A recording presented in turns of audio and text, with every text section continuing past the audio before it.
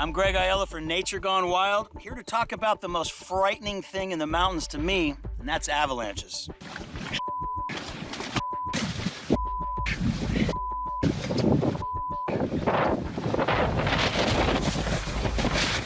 Now, the video we saw at Everest Base Camp, one of the most compelling videos we've seen. Just the sheer size and volume of that cloud that were coming toward the guys and their reaction, which was, you know, there was nothing you could do, and that's why they're so scary. There's nowhere to run. There's nowhere to go with something that big is coming toward you.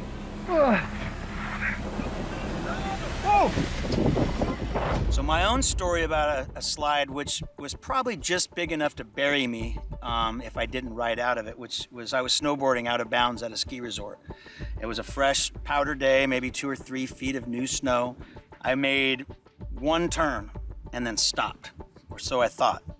I made that stop, and that stop triggered the slide. But what I felt was I was on solid ground. All of it was just moving slowly.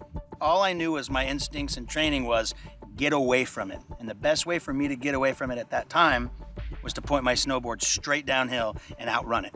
And that worked for me. I got to watch that whole gully collapse down into the valley below and just absolutely rattle, 100-foot tall fir trees. But it's important to remember that if you are out in that environment and you do get trapped in a slide, to remember to try to stay calm, remember to do the basics, try to swim, Snow is just solidified water, so treat it that way. If the lights do start to go out and you do start to get covered up, your focus should switch from swimming to creating a big as possible air pocket around your face and your mouth.